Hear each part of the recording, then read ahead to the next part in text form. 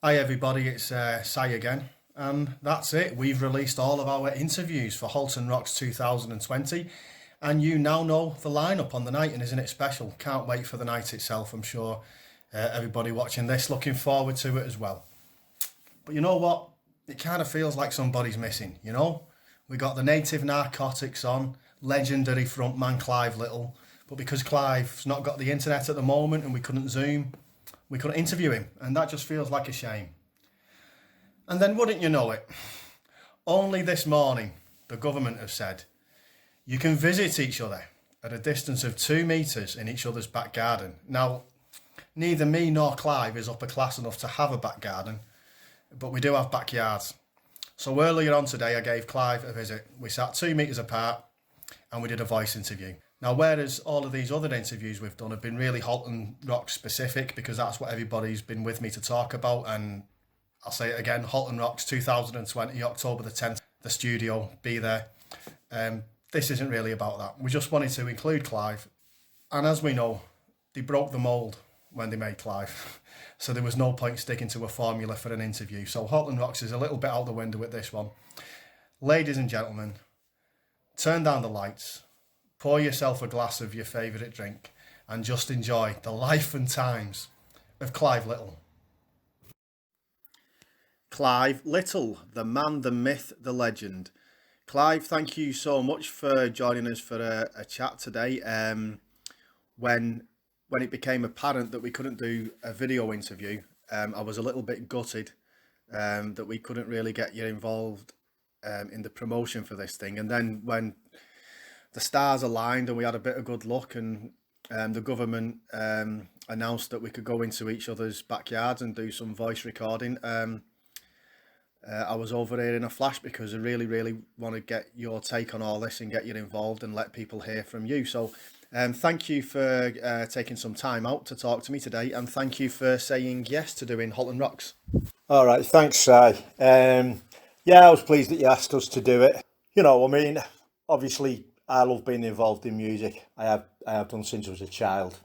You could ask my old mum. I used to sing and dance on the bus. Stand on the seat at the front of the bus, turn around, and entertain.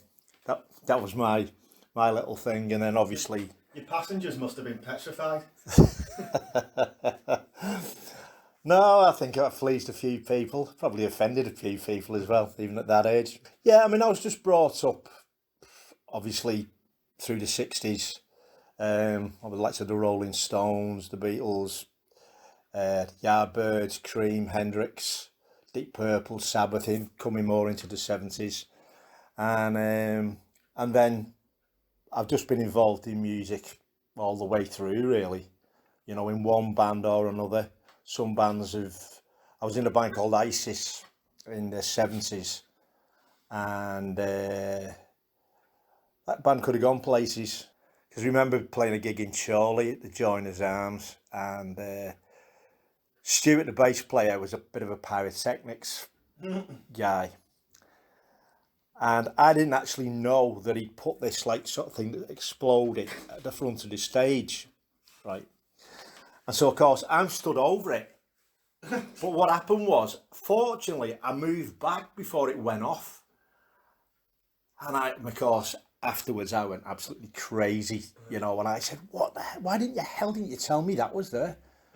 So, like, somebody bullying me off that, I've been singing 10 keys higher. But I was always brought up on frontmen.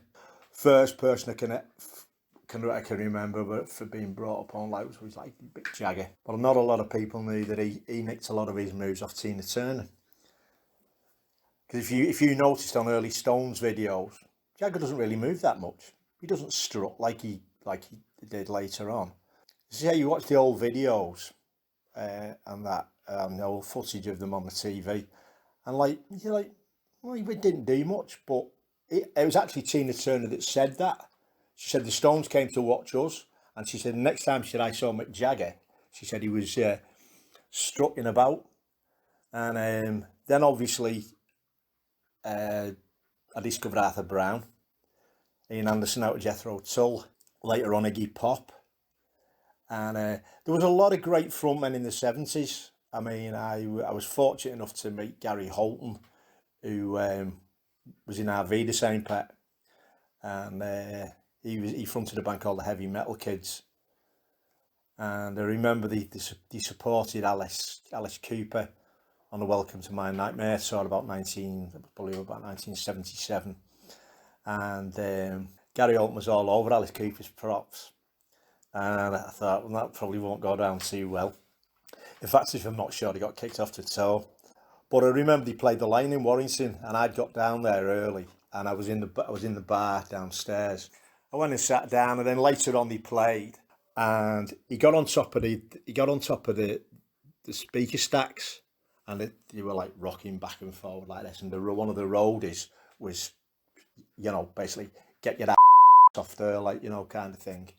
And there was one part of the show, and he knocked the guitarist to the floor and started putting the boot in, like, because that's where I spent most of my time during the 70s, was at Liverpool Stadium, Moonstone, then later on the Empire, St George's Hall, and there used to be bands on nearly every week at the stadium.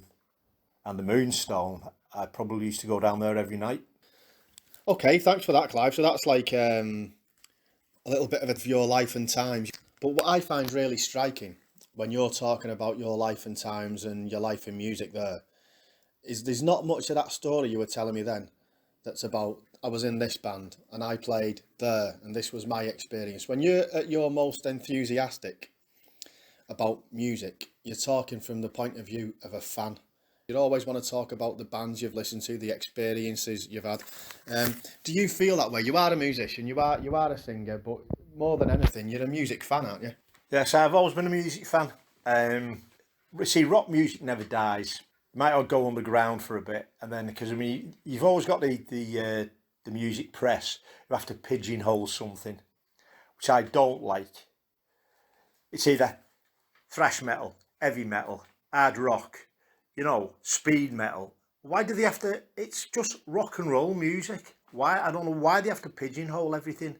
Then you've got like stoner rock, psych metal, progressive metal. I can understand maybe with a progressive metal tag, because those bands, as well as being very, very competent musicians, the technical ability. I mean, I've just got into a band called Fate's Warning, and harmonies, crunching guitar sounds, keyboards, but it's still rock and roll music. And what I've always tried to do, I mean, with the bands I've been in, ISIS in the 70s, that was a hard rock band. The Pond Dwellers was regarded as sort of a bit proggy because of the keyboards. But I didn't actually think like that. I thought we were more like Uriah Heep or Deep Purple, along those kind of lines. We just happened to be a rock band, but with keyboards.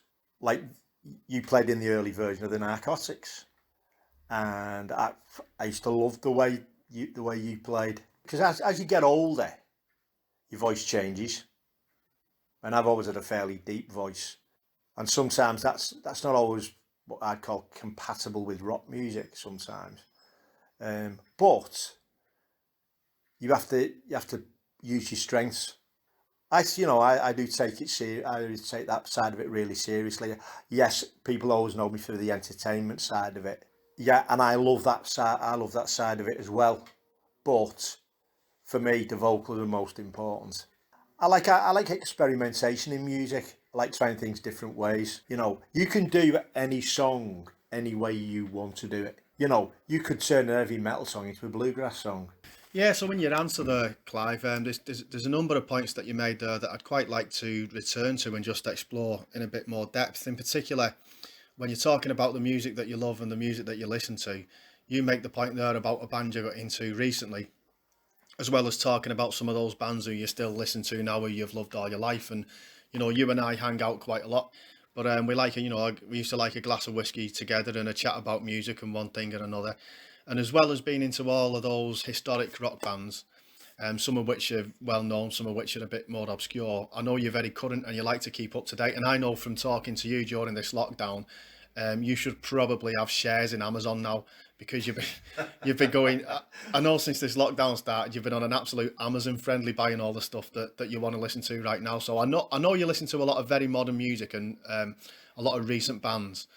So for anybody watching this, give us a few hints and tips. We're going to start with new stuff and then we'll delve into old stuff. So in terms of the current day, give us your top 2 or 3 bands or acts that you recommend people should be listening to now.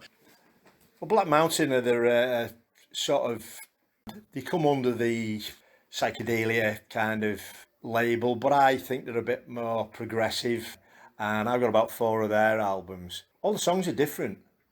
They've got a heavy edge, but they'll go off into like something that's like really trancey and then come back, and and you get a big bludgeoning guitar riff and all that kind of thing. And it's really, really, it's just very, very interesting music. Doesn't matter what you're into, just have a listen to them, and see what you think. Funny enough, on a band called Crypt Trip, they're a 3-piece, American 3-piece. And they come under the psychedelic tag. The guitar player is just brilliant. They do there's a lot of wah-wah solos and stuff and all that kind of thing. But it's just the arrangements of the songs. Even for 3-piece, they're quite technical, but it's quite a full sound. They're one that's, I think, has gone under the radar a little bit. There's another band which come under the stoner rock sort of label, band called Rainbows Are Free. A lot of them are 3-piece bands. In fact, the majority are 3-piece bands. I listen to a band called Orange Goblin. That's a cracking name. Yeah, it is a great name for a band. That they're actually playing in Manchester in December. I mean, there's others. I mean, there's Spiritual Beggars. Are you just making these up? No, I'm not, mate. Honestly, I could go and get you the albums from upstairs. Orange Goblin, Spiritual Beggars, Vintage Caravan. Vintage Caravan. Yeah, Vintage Caravan, yeah. You might the great thing is with Amazon, you might buy an album and then you'll get but they'll give you links to something else that is similar to it. I mean, I was just looking at something this morning, and through that, I got onto a link called a band called Fish on Friday. I went to watch Fish on Friday live, but I was more taken aback with the support band Salt and Vinegar. And just on Amazon there, I know you, as you pointed out, you enjoy the links they give you and everything, and we will just point out that other musical providers are available. We're certainly not advertising anybody. You got your Spotify, your Deezer, your Google Music, or whatever you go for your music. And of course, hopefully, once this lockdown's over, good old independent record stores. I tell you what, this wasn't the question I was going to ask you next, but since it's come up, and we live in such a digital age, what do you think's going on with independent record stores? Do you think the internet's killed it completely? Can you see a way back for them? What are your? I know you was really into vinyl for years and years and years. Yeah. So what are your memories of those good old independent record stores? Particularly if there's anybody listening to this who's maybe missed out on all that, what are they missing? Oh, just for me, what you miss about that, finding something that you've been looking for years. I remember me and Gary, the keyboard player in the Pond Dwellers, we went to Sheffield. I used to write to a guy that I met on holiday, and we went down to visit Pete Bergin. He lived in a place called Darnall, and he took us to this record shop near the university. There was boxes of vinyl. There was like racks of vinyl, but there was boxes underneath that you could go through as well. I mean, we must have spent most of the afternoon in there. There used to be an independent record shop in Widnes called North Records. But the vinyl ones, which were found in this record shop in Sheffield, had inserts, like a booklet insert that was specially for radio stations. And it used to have it was information about the band, and they had a track ticked off to which song they wanted the record company to play. I've got those, and for me that's as important as having the record, And I found another album there, an album called Thunder and Fire by Jason and the Scorchers, that I've been searching for a long time. If anybody doesn't know Jason and the Scorchers, they go under the great name of what they call cowpunk. It's country influenced rock music, brutal guitars, but with a singer with a Texan drawl, you know, Jason Ringenberg. Okay, and the more you talk, the more little bits I'd like to keep going back to. So, yeah, I mean, you were talking about your love of three-piece rock bands. I love three-piece rock bands, particularly three-piece rock blues bands. Can you remember a while ago, the Grapes reopened Yeah. and they started having music on again? Now, I've been asking around about this because I had a couple of really good Friday nights in there. On a Friday night, they used to sometimes have a three-piece rock band in who were absolutely brilliant. Can you remember them? Yeah, I do, but I can't remember the name. There was a great venue. Friend of mine, Mark King. Level 42. Funnily enough, yeah, his name, same name, innit? And obviously, because he used to call him Kingy. And he was a bit... Why? Because his name was Mark King. And, but he's a really nice guy. Him and his wife used to run it. But the problem was, it'd get packed during the week, the weekend, Friday and Saturday. But then again, the rest of the week, it wouldn't. So amongst the various things we've gone over there, you were telling us about some of the more your love of buying music online and some of the bands you've discovered recently. Let's go back a bit now and talk about some of the bands you've been listening to for decades. I was talking to Chris Jackson recently, your former bandmate, if I can get my words out, from the Native Narcotics, who's appearing as Steady Rolling Man, and the Old Grey Whistle Test came up. Now, Chris and yourself would have been watching that at the time as it was being released at the time, so it was current, whereas I kind of discovered it after the fact. And I was saying to Chris that I sort of watched the bulk of that stuff sitting in the house drinking whiskey with you and going through the box set. And that was how I discovered people like John Martin and Edgar Winter and Hocus Pocus and all of these bands I would never have been exposed to. So for anybody, I mean, I'm a little bit younger than you, but I'm turning 40 this year. But let's go forward a generation as well. People in maybe the 20s now who's going to be, you might be sharing a stage with them at Halton Rocks. These are people who might be listening to this interview. Tell them a few essential bands, essential artists from back in the day that they should discover. These are particular favourites of mine. Sensational Alex Harvey Band. I mean, they were just... I was lucky enough to see them twice when they were around. Unfortunately, Alex Harvey's no longer with us. But it took him a long time to get noticed. He played his trade in the numerous bands.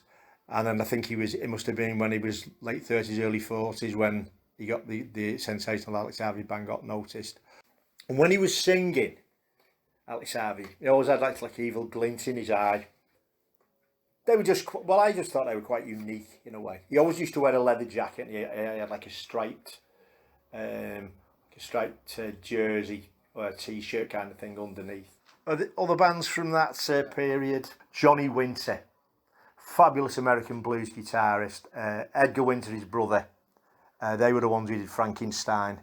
And they had in that particular lineup in the Edgar Winter band, or the Edgar Winter group, as I think it was called. They had a young guitarist called Rick Derringer, who was another fabulous guitar player. There's so many people. I mean, Johnny Winter on the Old Grey Whistle does one of the best versions of Jumping Jack Flash you'll ever hear in your life.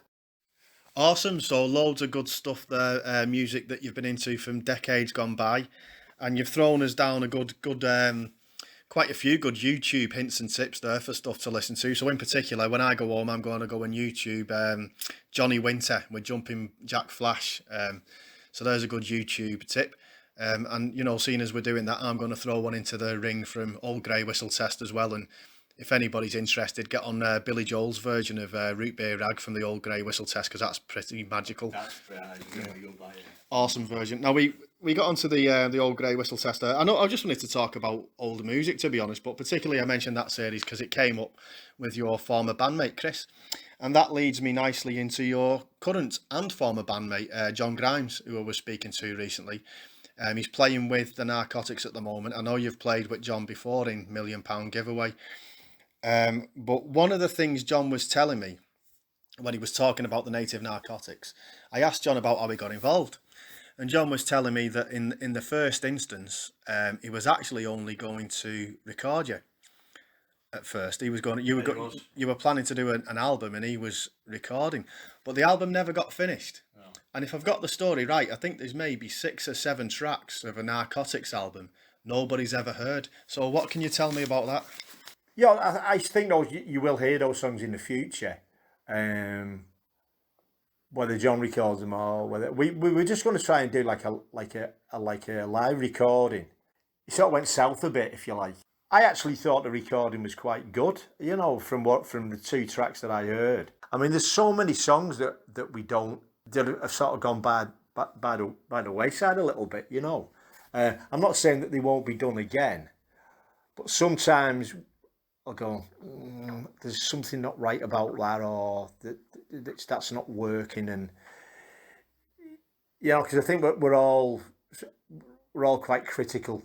I mean, fortunately, sometimes I can have a set of lyrics, and John will say, "Well, I've got this," and I'll go, and it works.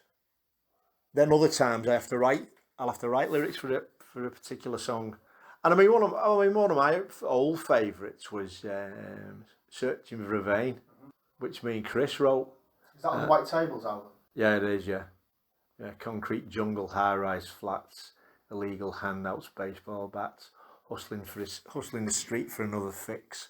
All the girls who dabble, they turn tricks. And it was written about like housing estates. I mean, I just written a song recently called Whiskey Breath, and It's not about me, that is it? no, mate, no. It's about people who become leery drunks. It is about me, I didn't actually know that you drank a lot of whiskies, but yeah, you do drink quite a bit of shots, don't you? Oh, blimey! I mean, I've drunk enough whiskey in my time and fell flat on my face once outside of a pub in St Helens. Well, that's enough about this morning. Yeah. Fully enough, I was actually outside. I actually was all right inside, but as soon as I came out in the fresh air, it was like, it hit the floor, Now, you mentioned the White Tables album. I love that album, and you were talking about how this album you never finished. You wanted to do something that sounded live. I think the White Tables, one of the things that's great about that album is the album sounds live. The first thing I said to you when I listened to it was, wow, you feel like you're in the rehearsal room with them. It doesn't sound like a studio. I mean, it does. I mean, in so much that it's good, but you feel like you've just walked into a band practicing and you just sat there in the room. That's what it feels like, and it's great. And you mentioned "Searching for a Vein," which is a great song. I'm going to ask you a little bit about a song I love called "Rain." I had the privilege to record a version of "Rain" with your good self, and we used to do when I was in the Native Narcotics for about 5 minutes, I think. And when I was in it, we used to do like quite a sort of upbeat, sort of more jangly version of it. But when we recorded it, we did a really acoustic piano voice version. And I just love the song. I mean, I'm not bigging myself up because it's not a song I wrote. I had nothing to do with that song. It was already written by you guys. And you brought the song and we recorded it. And I love that song. So just, I don't know if anybody out there listening to this is familiar or not familiar with the song "Rain." Tell us a little bit about "Rain" because that is a really, really great song. Thanks, Si. To be honest, I wrote that years ago. I wrote the lyrics years ago. There was actually 4 verses. There's a verse actually missing out of that. Is that when it stops raining? Yeah. And it wasn't written about anything in particular. It was just, I just got this idea. Because sometimes you can leave a place and when you come back, nothing's the same. I mean, one of my favourite lines in that is, "You won't have a clue who the hell I am when I come knocking on your door." I remember watching a version of the Likely Lads, and they went back to where they were brought up, and I think one of the pubs where they used to drink was knocked down, and or one of the houses that they used to live in was knocked down and everything. And that's how things change. I love the 70s. I just think it was a friendlier time. And I remember going in Virgin in Liverpool, and I know I'm going off track a little bit here, Right. but I remember going in Virgin in Liverpool, and people used to be sat around on the floor, all the lads with long hair and that, and I mean, I knew a lot of them, and the girlfriends and stuff, all in their Afghans and what have you, and you don't see that now. The stadium, I used to go to a lot of concerts there. I didn't get on with one of the promoters there. Me and him didn't see eye to eye. But then again, I was a bad. I used to take my clothes off a lot and generally misbehave kind of thing. And getting back to that particular song, basically that's what it was about. It's about leaving a place and coming back, and it's totally different. And the original idea I had of that was I had like an acoustic guitar in my head going down, down, down, down, down. But I was going to do it like more Bob Dylan. I'm standing at the station. You know, I was going to do it that kind of delivery. But anyhow, it didn't turn out like that. But that version that me and you did of it, I'm really proud of that. When you're piano playing on that, it's just brilliant, you know. And that night when you left me to do that, I don't know, something just came over me, and that was the vocal that I put down. Tell us that, because people won't know what you're on about there. What happened? I went away to do something. Yeah, you went away. You went downstairs. I don't know what you to make. It wasn't a brew or anything like that. I don't know whether it was to go to the toilet. And you just said, I said, I'll leave you with it. And you'd set the tape rolling, and I sang it. And then when you came back up, you went, "You've just caught magic there. You've caught me a moment of magic." And I didn't realise I had. And then when you played it back to me, I was like, "Ooh, yeah." I'd tried it different ways so many times, and I think that's actually the best version of it. And I know it's played on Halton Radio. Pete Muldoon played it on Halton Radio. I think he still does, actually. And I know we went off on a few tangents there, but we started that whole sort of line of conversation off just talking about that album that never quite got finished with John, when John was recording. And funnily enough, when I was talking to John, everybody who knows you, Clive, we all like to exchange Clive stories. And I mean, you mentioned some of the prolific nudity you were prone to in your early days. So, you know, there's stories we can share and stories we can't. And when I was asking John, give us a Clive story, and I think he said words to the effect of, I've got a lot of unspeakable Clive stories that I literally can't speak about. So, I mean, everybody's got the memories of you, Clive. But what I'd like to ask you is, what are your memories of the scene? I'd like you to just have a little dig back into the annals of your mind. First of all, how many decades would you say you've been on the music scene, roughly speaking? Well, since we were about 14, so you're talking the early 70s. Geez, Clive, just thinking about this, I mean, my maths is not very good, which is a bit concerning because I used to be an engineer, but my maths is not very good. Sank a few ships.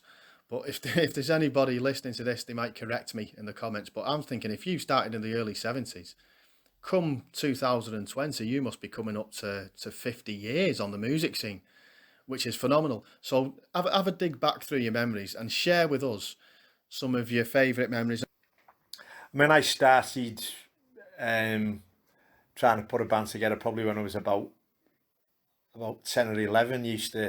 Or even earlier than that, used to use the bins in the back there as drums and stuff, you know, and what have you.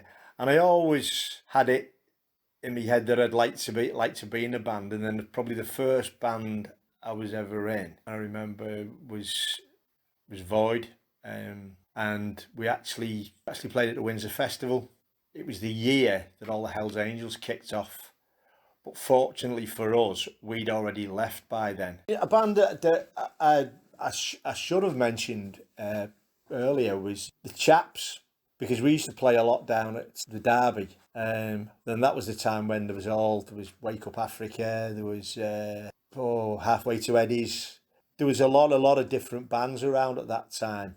And I remember there was a band from, I think they were Runcorn lads, Alf Roberts and the Rude Grocers. And they used to do a cover of a song that the Chaps used to do. And their singer used to put on a false beard. And you know, and because he asked me, I remember he asked me, did he mind me doing that? And I went, no, not at all, you know. I mean, now a guy, I love him to pieces, and I just hope he's still knocking around. There's a guy called Andy Green from Liverpool, and he was the first drummer in the Chaps, and he used to call him Andy Alehouse because he was always bladdered. Oh yeah. Sometimes I know, like I remember we did this gig somewhere in Warrington, and he was playing slow, and I thought, geez, Andy, what have you been on? And we were in the Appleton Arms one night, and they both obviously been drinking earlier. I think me and Bri were playing. Having a game of pool, and the next thing, she gripped him by the hair and slammed his head on the table. Nice. Honestly. And But I don't think he felt it that much because he was off his box, like. But I thought, dear me, yeah. I mean, there's so many people that I've met in my in my time. It's like it's hard to say. I mean, I remember I was down in UK and me and Phil Foster and Gulliver, John Curzon. John Grimes' uncle, right? Phil Foster, yeah, John's uncle, and they were down there. Him and Gulliver, hence the name Gulliver because he was big lad, and he used to have like long black hair, and usually no teeth at the front, and he could be a quite frightening character. He was a clever guy, and me and him got arrested coming off the beach in Newquay, and then of course Phil got, what were you arresting him for? It's already fit the description of 2 people who broke into a house earlier in the week. And so but because Phil protested that much, they took him in as well. And was it you who broke into the house? No, never been a housebreaker.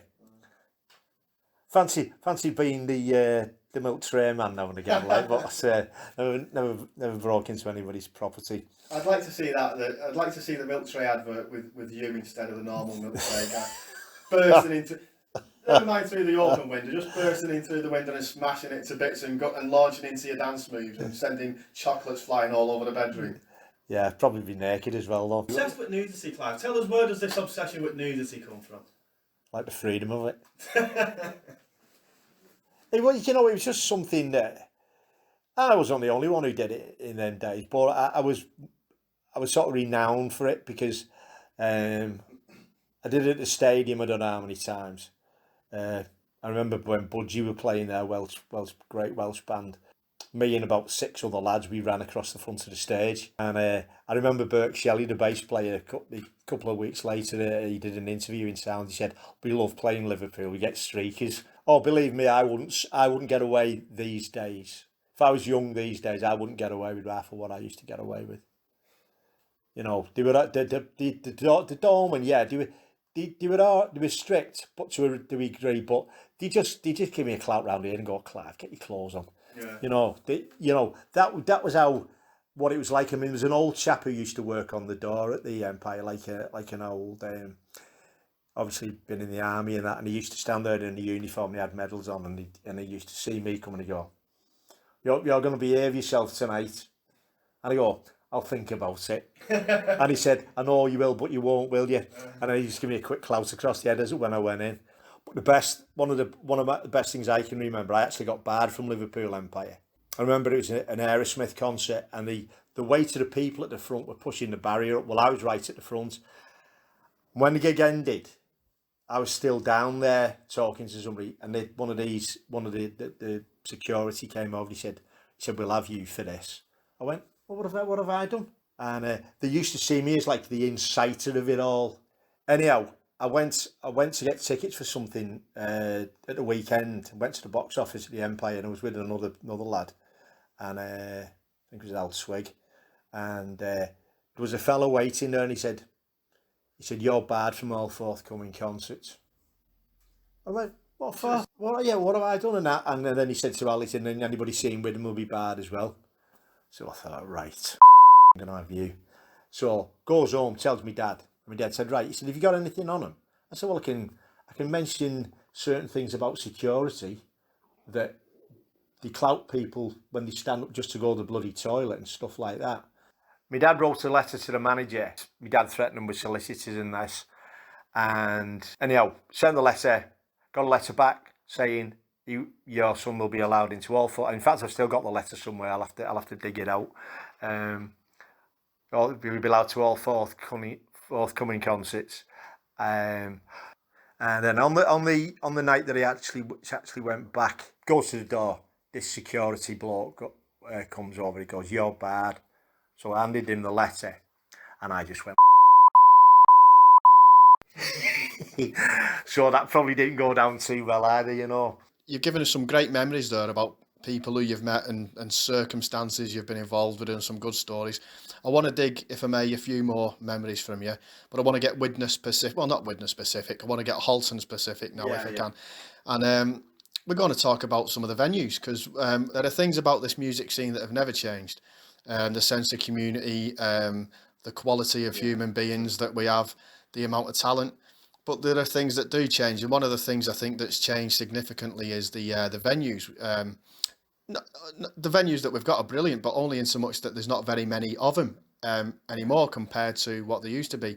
So I'd like to just go back through the heyday of Halton music, because during the best times, I think, of music in this borough, there's been a lot of venues who were putting live music on, and not just Friday, Saturday night, Monday night, Tuesday night, Wednesday night, all through the week. If you want to go watch a band, it used to be like Liverpool City Centre. You know, people find that hard to believe, but it was like Liverpool City Centre in so much that if you wanted to go watch a live band any night of the week, you'd find one. You'd find some live music somewhere.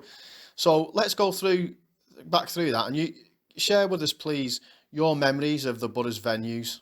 Yeah, I mean, there was so many, as I said, there was a lot of bands around at that time. And you had stories, you had players, you had the derby. And the great thing about those venues was you could play your own material. You didn't have to play covers. And people in those days were always trying to put gigs on themselves, which doesn't seem to happen much these days. You had the Queen's Hall. I mean, I went to quite a few concerts down at the Queen's Hall. I was there on the last night when it shut. You had the Welly, and going back in the day, that's what people went for, to see the band. And it used to get packed. You had the Appleton Arms. They were always willing to put live music on. The Grosvenor. You had all those venues. And as you say, you could find something live most nights of the week. The great thing was there was always somewhere to play. What about Runcorn? Tell us about some of the great Runcorn venues over the years. You had the Cherry Tree. We played there. Yeah. Together. Yeah, the Cherry Tree, and that was like the main one. There was the Buffs. Played there a few times as well, and they were putting on gigs on. They were putting on nights, but it becomes a bit of a struggle if there's nobody going, because that's what I always tend to find is it's the apathy. People complain that there's nothing going on, and then when somebody tries to do something, nobody goes. There's a Red Admiral that had live music on, and I think they still do actually. There was always something in this area, and that sort of, yeah, you've still got that sort of good community spirit with the musicians in this town, but it's the venues that have gone. And when the venues go, it's difficult. I mean, there's some fantastic musicians in this town, especially singer-songwriters. Catherine Hardman, you know, is brilliant. Jenny Colquitt is brilliant. You know, and there's a lot of you. In fact, if you go into town, sometimes I've heard buskers in town who are damn good. I mean, I could talk about music forever. I really could. And what it means to me, music's got me through a lot of hard times, and it still does. There's certain songs that I can't play because when I lost my dad, that was a tough time for me. And but the songs that still mean a lot. I mean, funnily enough, one particular song was done by a band called Rare Bird, a band from the 70s, who were very keyboard based. They didn't really have guitars, they were more keyboard based band. Bit along the lines of Procol Harum, but they did a song called Sympathy, and it was about people starving and saying that there's not enough love to go around and all this, you know. And that song means a lot to me, because I feel that is very apt for this time. I just like playing. I mean, I'll play a gig for nothing. I'm quite happy to do that, because, yeah, to get a bit of money's a nice bonus, but I don't do it for the money. Hey, by the way, would this be a good time to mention that we can't pay nobody for Halton Rocks?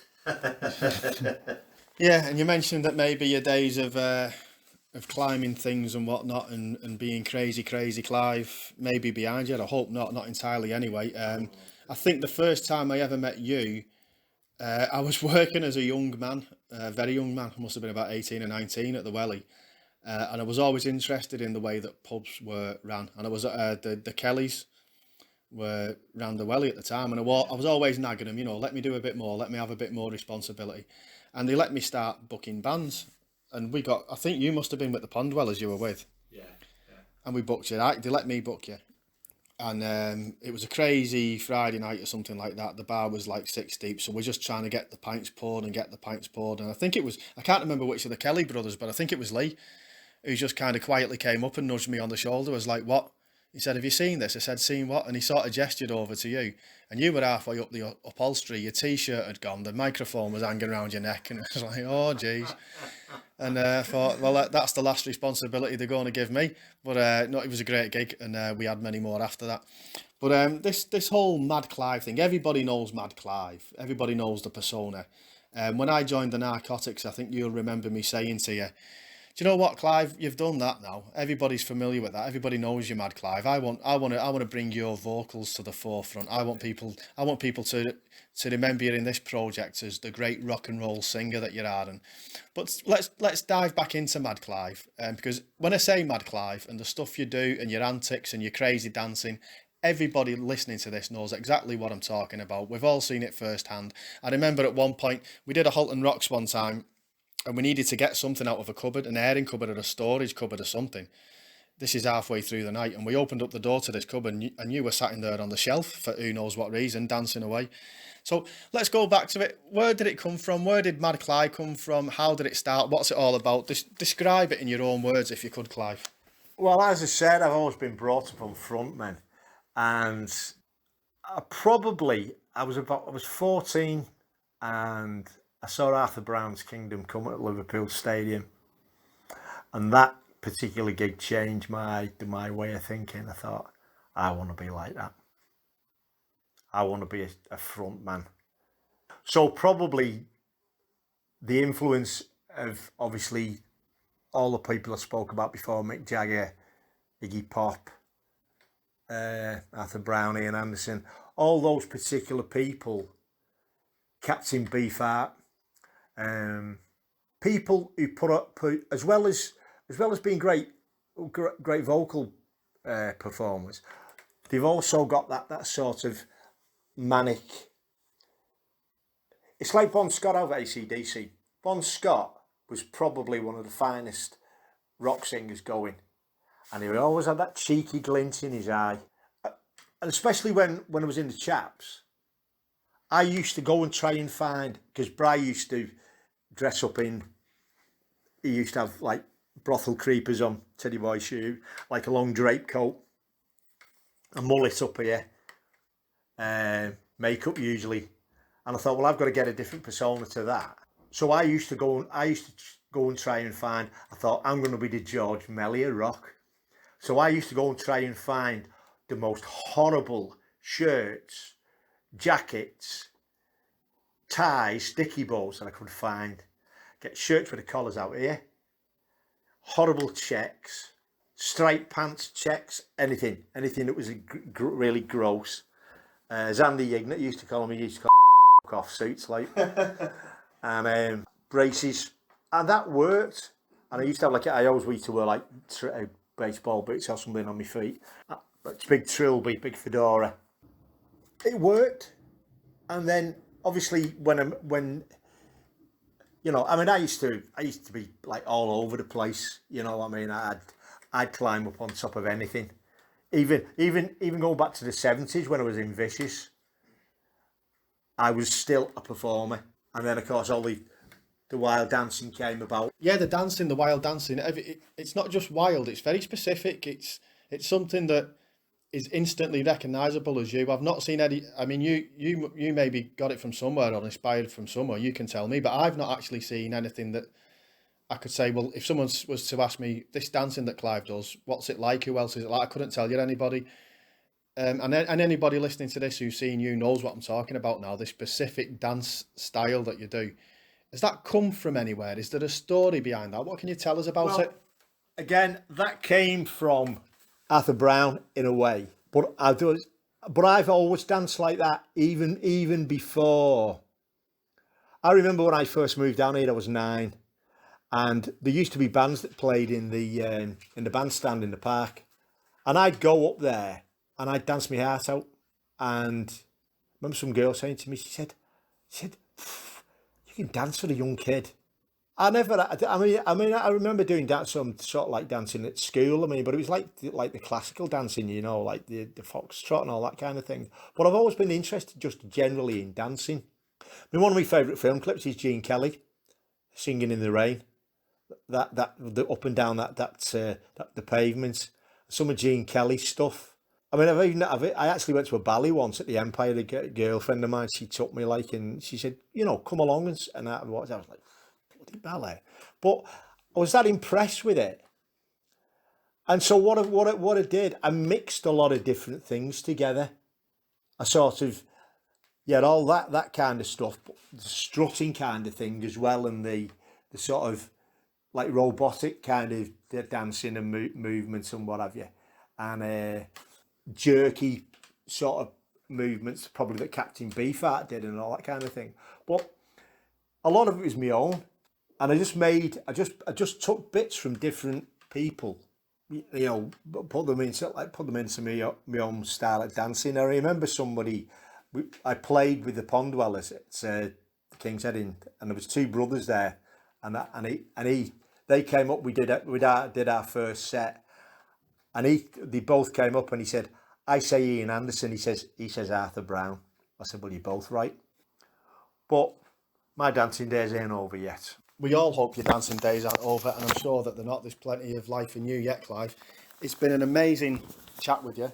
You're welcome. I'm going to say to the listeners at the start of this thing, all the interviews we're putting out lately, they've been very Halton Rocks specific. This one isn't, because I just wanted to talk to you about your life and times. Yeah. We're coming to the end. It's been fascinating. We've talked about. We've sort of ended in a really nice way in a way, because we've talked a lot about you and your legacy, the things people will remember you for. And like I say, it's not just the madness, it's not just the dancing, it's that brilliant down-to-earth rock and roll singing voice as well. But what about the future? Let's say you've sort of carved a legend of yourself into this music scene. You're going to be remembered for decades after we're all gone. But let's say now there's a young lad or a young girl, maybe 16 years old, something like that. Could be somebody from Loose Music or the studio listening to this, and they want to do it. They want to do something really unique and special and carve something for themselves in the artistic scene. What's your advice to the next generation? How are they going to go about that? Well, my advice to anybody is just follow your dream. Don't go off on a tangent. Just follow your dream. If you want to make it, you can do anything you want to do. I just want to be remembered for being Clive. But yeah, just follow your dream. You know, I've always had the same attitude as what I remember saying Iggy Pop said. He said, "Sometimes my art's pretty good, sometimes it's not." Do your best at all times. There are times when things will go wrong, but don't let that put you off. Just follow your dream. Clive Little, thank you very much.